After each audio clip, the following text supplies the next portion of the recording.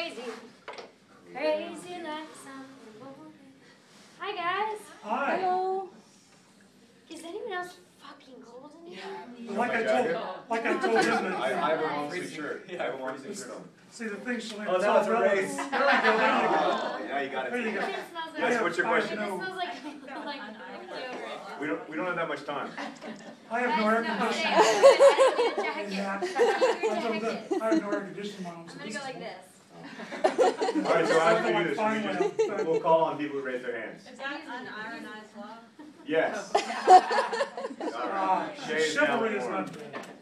Thanks, guys. I'm so cold now. Yeah. This is only because I want my 15-year-old daughter to believe I was here. Wear a short sleeve. All right, who has the first question? Yes. You. I'm Annie Downs. I'm a freelance writer and blogger here in town. My question is, what kind of conversation do y'all hope happens between parents and students after they see this movie? Oh. I think it's one of the coolest things about this book for me has been parents, like kids telling their parents to read it, and then the conversations that come afterwards. And I don't want to say what I think those conversations should be, but I think what I've heard from parents and from teenagers is that they get to have conversations about love, about the fact that love among teenagers is real love, that it isn't different from love, but also that they get to have conversations about the love between parents and children and the nature of that love and the way that that love does really, I think, survive death, in the sense that, you know, as Hazel's mom says to her toward the end of the movie, I will always be your mother. You know, as long as either of them is alive, I will be your mother. And that's a very important thing, I think, to understand about, for kids to understand, but also for parents to understand. John Evans, Tom Warsnash. I was very interested, I thought it all worked, by the way, but you know, the loss of Caitlin, Yeah. the fact that the mama had told the parents about Gus's situation before Amsterdam, the way the letter is handled, the chronology at the end. Obviously, all of that is altered or deleted or et cetera when we go from the book to the movie. What was it like for you? I know I understand from the precedent you were on set regularly. Yeah. What was it like seeing the changes and everything else as it became a film? Well, even earlier, I mean, I talked to Scott and Mike a lot about the script, and we had a lot of conversations about the screenplay. I mean, first off, as far as the ending goes, when I read the ending of the screenplay, I was furious that I didn't come up with that idea myself. I think it was much more streamlined and less convoluted and better. So that was kind of a bummer. You know, Caitlin served a role in the book, a role of showing how socially isolated Hazel was. Shailene is a brilliant actress is such a brilliant actress that we didn't need Caitlin, we just needed Shailene's eyes. Yeah. Shay says in her eyes, you see the social isolation the minute you first see her on screen. So it wasn't necessary. In general, I felt like they did an astonishing job. I think it's one of the most faithful adaptations I've ever seen. I think they did an astonishingly good job of understanding the core of the story, the tone of the story, and capturing that, and preserving, you know, so much dialogue, so much story along the way. But the thing that mattered to me was the tone, the ideas in the book, and the way that they're presented. And I thought they did an amazing job of bringing that to life. And a lot of that's credit to them, to these guys, because they're really, they cared about the book, and they were passionate about it, and I think that shows. Yeah, cool question. I'm Emily with World Magazine, and I'm curious what Anne Frank brought to the story and maybe the mind of author and actors. So to start, since you brought her in. Yeah, I mean, for me, I think the Anne Frank Museum is an interesting way of looking at how we think about death and how we think about tragedy. Anne's life was obviously cut short by war and not by illness, but it was also a short life that I think was a meaningful life, and that was one connection I wanted to make. The other was that I wanted Hazel and Gus to reclaim that space. It's such a quiet, sacred space now. But I wanted Hazel to remember that Anne Frank had made out in the Anne Frank house. So why can't I? To reclaim it as a place of life, not just a place where we think of death, but as a place where we can also be alive. It's amazing. I mean, that's similar to me. Hey, actually, yeah, no, I have nothing to say. That's perfect. So today is the John Green press conference where John Green will be answering all the questions. Sorry. I love the part like where so when we did it, we didn't have the voiceover. We heard that there was going to be a voiceover, but it wasn't until I actually saw the movie the last time, because the first time I saw the movie, the voiceover still wasn't there, where the voiceover was there, and I think it's Anne saying stuff like, "I long to go outside and play," and then I think it just works really well. It's like right as they're kissed, right before they kiss, she says something. I wish I knew exactly what it was. And it just like, it really hit me. And I think that, yeah, because it works so well, because they're both, like John said, kids who, unfortunately their time is short, but like, Anne's time was short too, but she still got to kiss a guy in her attic, and she still got to, she's now, and obviously she wrote this diary, and now everyone knows her name, and she was important. So, and she didn't live very long. So I think that's encouraging that that Gus and Hazel don't live very long, and they're important. I really love too, actually, the journey that Hazel has to go through to get up to that attic, and with the stairs, sort of coming over something. It's reminiscent of Augustus's scene at the gas station of like wanting to do one thing on their own, and no matter the cost or the consequences. And I thought that was a really beautiful moment of self determination and will and control. There's very little in Hazel's life that she can control, and that was a moment that she wanted to control, and that she did. And I thought that was really beautiful. Was there any awkwardness? Because I know in the book, Hazel expresses awkwardness and a feeling of like maybe this is inappropriate, but she does it anyway, kind of overcomes that, and it's a really poignant moment.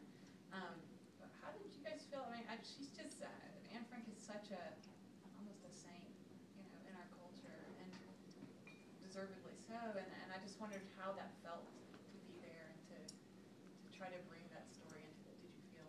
Well, I would just say, I kind of like how Anne Frank in Diary is not kind of sane, how she's like actually kind of catty sometimes. And yeah, like the real Anne Frank, part of yeah. what's so good about that book is that she's not saintly, like she's become that, but she's gossipy, she's catty, she's like making fun of the guy, and like, I haven't read it in a while. Yeah, she hates the guy first. And then she kind of comes around. She's like a teenage girl. It's a YA novel. Like, it's a great, obviously, like, I'm reading it, like, I'm not thinking about the actual person, but like, the great gift of Anne Frank is not like that she was an amazing person, but that she was an amazing writer. She was a great chronicler of her situation. Also that she was innocent and real in a time of such a scary time.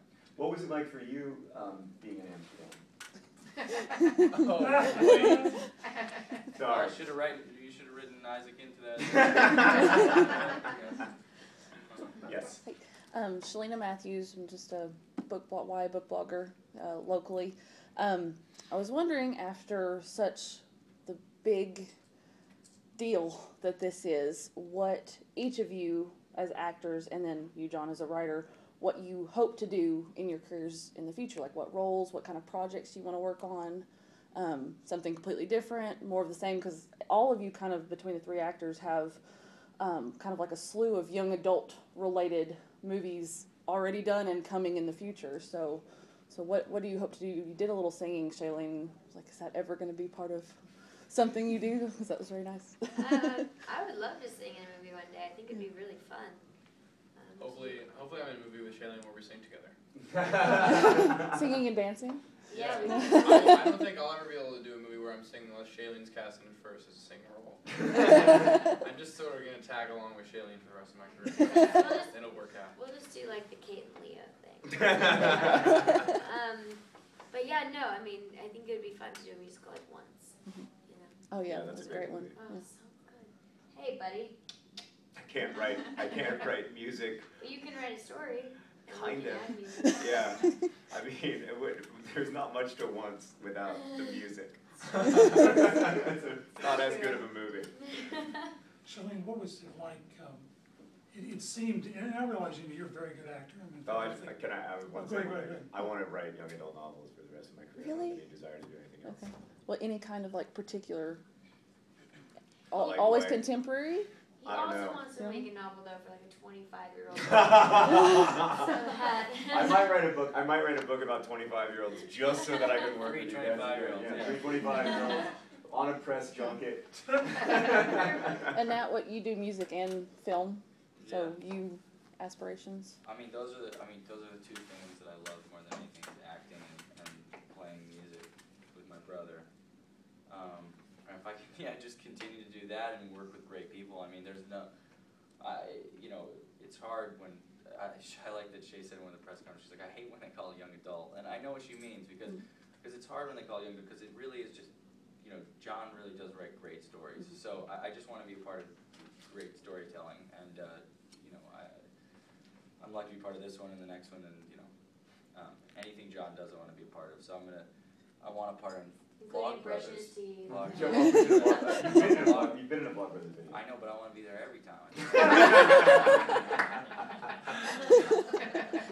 John, I have a question for you. I'm Mary Gray James from Parnassus Books. Oh, hey. And thank you so much for signing the copies for us. Happy to do it. I'm a huge fan of your store. Thank you. Several people have said, I was scared to go to the movie. I'm frightened to see the movie. Yeah. Because, they feel such proprietary ownership of the book. And when I went back to the store yesterday after the screening, everybody said, well, and I said, relief. Relief. From the opening credits, when I saw, Yeah. this, I Yeah. thought, okay, Yeah. we're on safe ground. But anyway, being, I don't know, I've dealt with books for decades, and so I was very attuned to the theme of story in the book and Yeah. the movie. And it's Hazel telling her story. It's Gus and Hazel telling each other's stories. It's Van Houten's story. It's almost like it's a theme of the movie. Yeah, And, absolutely. I'm glad the screenwriters aren't here because I wanted to ask, did you have to fight for that and emphasize that, or did they get it and come naturally? Did it come naturally? They got it. They got it completely. I wish I could say that I'd had a lot to do with the script, but I thought the first draft of the script did such a good job of carrying upon that theme that was very important to me about how stories matter in our lives, and not in the sort of like, not just in the way of like, oh, stories are a way that we can not be ourselves for a while, which is great, but also that story can be a way into the big questions, that Hazel desperately needs to know what happens to Anna's mom because she desperately needs to know what's going to happen to her mom. And I actually thought the screenwriters did a great job of bringing that all together, of continuing that through line. And I have to say that I also care about the book, and I also when I watched the movie, I went into it with great trepidation, although I knew that they'd done an amazing job. You never know what's going to happen in editing, and I was so every second relief would wash over me anew for 2 hours. It was the most relieved I've ever felt. And then joyful, the happiest crying I've ever done, where it's just like, oh, thank God it was these people, thank God it was, those screenwriters and Josh Boone, the director, and everyone involved in the movie. I just was so relieved and grateful.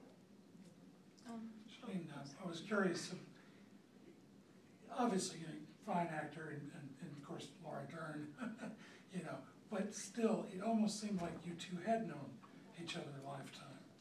It was I think it was one of the really great things about the film. Speak to that process of working with her and being mother and daughter. I love that you said that. Laura and I we we share the same soul in so many ways. We really clicked sort of immediately and noticed each other's kindred spirits, and have since become. She's one of the closest people in my life, and it didn't. When you share that chemical reaction with someone, you can't plan it, and life always surprises you when those people come into your life, and the ways in which they come into your life. But she's one of my sisters forever, and it was truly a gift that A, we got to meet on this movie, and B, that we got to share the adoration and the pure love for one another through the eyes of Hazel and her mom. That very rarely happens, especially with mom and daughter relationships, I found in movies.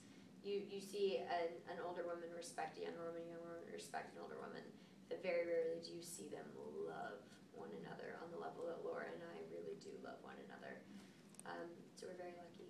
Funny story about Laura, she's sort of been in like my world for a long time. She sat next to my mom the first time my mom ever saw The Descendants. Oh, wow.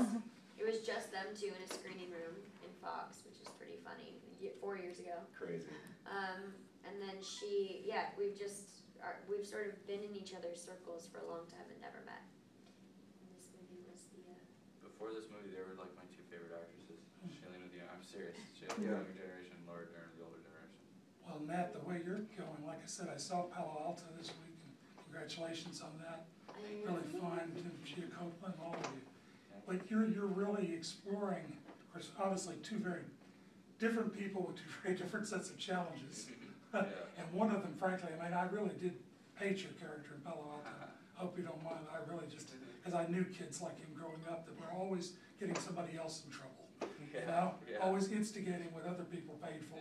And I was sitting there just, but with this one, of course, different. This is a guy that you really love and take to your heart. And so, talk about the process of coming up with Isaac. He's much more like the guy in Palo Alto, by the way. Coming with Isaac, it was a lot, what I realized is I loved the book so much, and I feel like we all were protective over our characters. I don't know if the way I say it, if it comes out the way I want it to come out when I say that, but I'm going to start over. That's fine. That's fine. But I loved the character so much, and I thought he was really funny, but I didn't want him to be a joke, and I didn't want him to be the butt of the joke. And I met with too many cancer patients and a blind guy named Ethan where I felt like it would almost be offensive if it was. So, but when I first started doing the movie, I was like, this is going to be I thought it was going to be easier than it was. And once I got there, I realized it's one of the hardest parts I played, because it was like trying to balance those two things of being funny, making him so he's a funny character, but then dealing with the reality that he is going blind and getting dumped. And the guy that I met with, Ethan, really did go blind and get dumped, and he was hilarious. He was like, dogs walking me into trees all day, like this, and I thought he was really cool. And I was like, I could make Isaac, Isaac could be cool. There's one of my favorite moments in the movie is when it's in the egg throwing scene when Gus says he's all dark to Isaac. It's all dark to Isaac, Dude, and Isaac stops him and says, "I'm blind, not deaf." And I don't love it when you make fun of me. And I will also, because I now feel a lot of what you do on a movie set is really shaped by the people around you, and obviously I was an enormous Shailene Woodley fan. I was really nervous to meet her when I first met her, and she was so good. And then the only reason why I did feel comfortable enough to go there is because I was working with not only a really great actor, but somebody who we became really close friends. We lived right next to each other, and you can fake that, but it's not as good. It's way easier if you really do like each other, and the three of us really did like each other, and we all love John, and it doesn't mean that it's going to be a good movie, but I think it helps. It does make it more fun to be on set.